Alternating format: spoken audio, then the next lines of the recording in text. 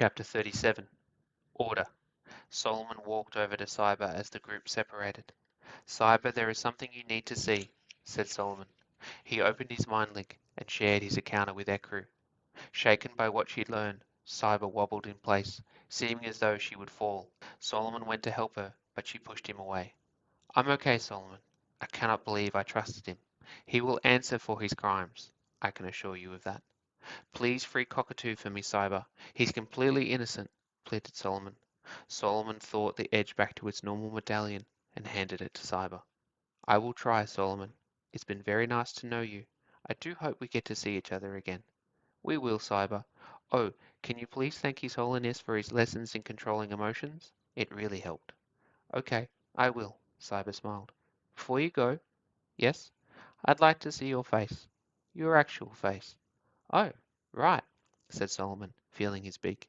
He pulled and strained and the beak gave way, revealing his face beneath. Nice to see the real Solomon, she said with a smile. They embraced and held each other tightly for a few moments. Solomon felt Cyber hold him tightly, sensing something more than a friendship beginning to form. They separated and said their goodbyes, and Solomon got into the Prism spaceship. Ruby watched Solomon and the yellow-haired woman hug, her face set into a scowl. You really got it bad, don't you? Said Flamber. What are you talking about? Snapped Ruby. Oh, just the clear jealousy signals you're sending those two. I'm not jealous. I just don't think Solomon should be hugging strangers, and he's an idiot for giving his edge back, she replied hotly. I hope our edge will be safer with you where you're going, and with the man you are trusting. Ruby turned and saw the concern on Flamber's face. Abe is not this order dragon she says he is. Abe is a brilliant man who wants to help people. I just hope he is, Ruby, replied Flamber, not sounding convinced. What will you do now? Asked Ruby. I will be hunted most likely, so I shall go north as planned. I have friends there. They'll know what to do. I do hope Julian and his brother are okay, said Ruby mournfully. So do I. Before she knew what was happening, Ruby found herself wrapped up in a hug from Flamber. I thought you said it was a one-time thing, Ruby laughed. Flamber let go and resumed her stoic demeanor. Sorry, forgot myself there. Good luck, Ruby. We'll be seeing you. Stay safe, Flamber. Keep away from Imperial. Don't have to tell me twice. Rusty came barreling into Ruby, a lone whine emanating from his metallic body. I'll be back. Don't worry about that, she said, making his tail wag. She stepped inside the Prism spaceship, red edge on her arm, and glanced over to Koby, who stood talking with Dr. Bluebell. You will come back, won't you? Said Bluebell. You have to come back. I will, promised Koby.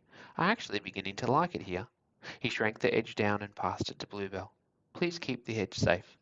Bluebell nodded.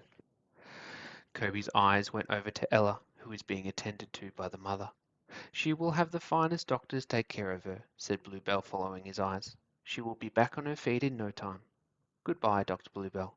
Goodbye, Singularity, replied Bluebell, extending her hand, which Koby shook warmly. Koby walked over to where the mother knelt, tending to Ella. She will be fine. Walk with me, Koby. Koby followed the mother to the base of the rainbow tree, far from the others. Do you know this tree? Asked the mother. He shook his head no. This tree is what gives Gaia its color. Why are you telling me this? Chaos and order seek the tree's destruction, Koby. They wish for life to wither and fade. They cannot be allowed to enter this place. Her voice was full of fear and worry. I understand, he said. Forgive me, Koby. I have locked myself in here for fear of those from the outside. I have stayed here to protect the tree, but even as I do, it is still fading. She showed Koby a single rainbow-colored leaf. The tree senses the end of the cycle. Soon it will be time for me to fade also. You see, I am connected to the tree, and it to me. We are one together, Koby. I planted it many eons ago, which made Gaia what it is. But it too cannot be here forever. You must act quickly on your quest, Koby. Koby looked up at the tree. So if we don't get all the pieces of chaos and order before the leaves fall, Gaia will be plunged into absolute darkness or blinded by white light, said the mother, and the brother and sister dragons of black and white will resume their terrible destruction of the suns across the universe. I will come back as quick as I can, said Koby, feeling the weight of responsibility, yet strangely welcoming it. You are indeed the singularity, Koby. I had hoped we could spend more time discussing things, but you must return and reflect on your experiences here, Koby, for you are not the same as you were. I hope you recognize how far you've come." He smiled and thanked her, slowly walking back to his ship. He caught eyes with the other colored people who stood around as he went to his spacecraft, each waving or inclining their heads a goodbye. Koby stepped inside, and the three Prism spacecraft sealed shut. Koby watched as the mother lifted her hands, the gap in the pyramid opening up to reveal the clear blue sky. "We will speak soon," said the mother in Koby's mind.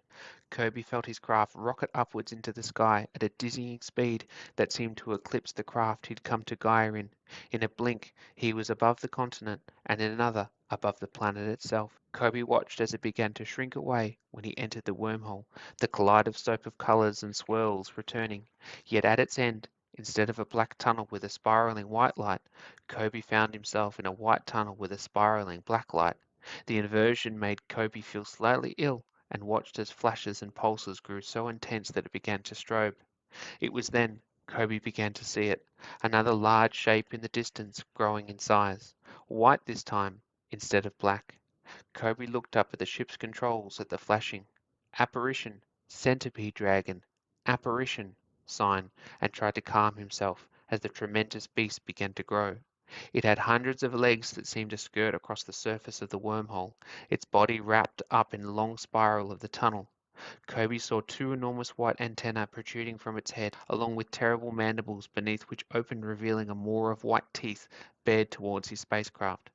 The giant centipede dragon appeared in full, smaller in breadth than that of the black dragon, but much longer. Koby closed his eyes as the mandibles closed around his spaceship, and opened them again to see a familiar blue and green orb growing in size before him. Koby glanced around to see Ruby and Solomon following closely behind. "I hate centipedes," said Ruby in Koby's mind. "That is definitely the weirder one of the two," said Solomon. "Hey, there is Australia," said Koby as they hurtled towards it. "If Deftones have already started playing, I'm going to be pissed," said Ruby as they narrowed in on Jinder and began to see the Prism Music Festival grounds. Koby felt the craft slow as they approached the main stage and stopped, right back to where he'd first taken off from. The door to the craft opened, and the bright lights illuminated around him. "And here are our remaining travelers," said Abe to a cheering crowd. Koby hesitantly stepped out, looking around and seeing the sky exactly as it had been when he left. "Koby, Solomon, and Ruby, please join me up here," said Abe. The trio walked down to where Abe was, the lights following them. Koby felt a reluctance to be near Abe and found himself staring at the edge that sat atop his head. "Tell us what you thought of the game. I can see each of you are dressed a little differently. Were any of you successful in collecting the edge of your color?" "I was," said Ruby, stepping forward and presenting the Imperial edge. Koby almost leapt forward and knocked it away, but stopped himself. "Well done, Miss Ann Key. Very well done," congratulated Abe, taking the ring and placing it inside his pocket. "How about you, Koby, Solomon?" They both shook their heads. "Pity. I'm sure there are opportunities, but never mind. There was always next time." His voice sounds somewhat strained. "Now as for you, Ruby," continued Abe, "the sole winner of the Prism phase will receive a lifetime backstage pass access for you and one friend to the PMF." Ruby jumped up and down excitedly. "Now please, our main act needs to get themselves warmed up. Let's give a big hand to all the participants in the Prism phase. Thank you all, and enjoy the festival." Abe ushered them off stage and into the backstage area. There the other colored astronauts were gathered around, all wide-eyed in distance. Koby spotted movement of gray behind a pillar and saw Ashley, now back to his normal self. They caught each other's eyes and for a moment everything was still. Koby slowly nodded at him, to which Ashley turned away. Koby sighed and shrugged it off. Same old Ashley, he thought to himself. Koby was about to speak to Solomon when a figure collided with him, black and sleek. "Koby!" screeched Tia. "Where have you been?" She pressed her curvaceous figure against him, gripping him tightly so he couldn't breathe. "Tia!" rasped Koby. "It's good to see you too." She let him be free for a moment before wrapping him up once more. "You're not allowed to leave me again," she said. "I lost you twice." "I'm glad you're okay, Tia." Abe clapped his hands, capturing everyone's attention. "Thank you for being a part of the Prism phase," he said warmly. "Though only one of you was successful, I'd like to extend an offer for tomorrow and Sunday to return and try again once more. I know you'll get the hang of it and bring back those edges. What do you say, Koby?" Koby felt the eyes of the room move to him. At first, he felt scared, but his new sense of self-confidence took its place. Of course, it was a wonderful opportunity to see a different coloured worlds. I'd learned so much and would be happy to go back, though I don't think the edges are the only reason to go. Oh, and why is that? Asked Abe. There are these amazing things called chaos and order pieces. Koby saw Abe flinch. Chaos are black, and while the order are white, they can do things that... I'm sure we're all tired, interjected Abe. You know that gift you gave me for my birthday? Asked Koby loudly. Was that an order piece? You're all dismissed, ordered Abe. Koby, I will speak to you about this tomorrow. Alone. He walked off into the bowels of the castle, disappearing out of sight. Solomon and Ruby came to his side. That was a bit strong, don't you think? I can see it running through my body, replied Koby. He poisoned me. The white fruit was a piece of order, said Ruby. Koby nodded his head. It's not working yet. Whatever it is hasn't taken hold, said Koby. The astronauts all parted way, each disappearing via different doors. Tia gave Koby a wink and pinched him on his bottom. See you soon, she said before sauntering away. Koby did not see Ashley go, nor did he care where he went. He was happy to be back with his friends at the festival. They all realized they were no longer in costume, so found a shop inside the castle and redressed for the occasion. Ruby found a fetching dragon costume, Solomon a phoenix, and Koby was an armored knight. They headed to the special VIP section of the festival to watch the Deftones take the stage and bring a heavy and melodic fusion to the Prism Music Festival. Koby enjoyed every second of it, especially beside his friends once more. At the conclusion of the set, the trio headed backstage for one last drink. Where do we sleep tonight? Asked Solomon, bringing the drinks to the table. Ask your VIP ring, replied Ruby, who suddenly went pale. I left mine in Imperial. I don't think I've got mine either, said Solomon. What about you, Koby? Probably in Leanne's saloon. They all laughed. Well, I'm sure we can find a replacement in the castle. If they don't kick us out, said Koby. I forgot I've got a lifetime backstage pass, plus whoever I want to go with me. Surely it's me, said Solomon. Not sure about that. Your yellow bird friend seems to be your new favourite now, she shot back. Cyber and I are just friends. Careful now, said Koby. You two are supposed to be a team, and besides, Ruby likes me way better. Solomon was aghast for a moment, and then burst out laughing, the other two joining suit. Koby felt the joy of being alive ignite within him. No more did he want to hide from the world.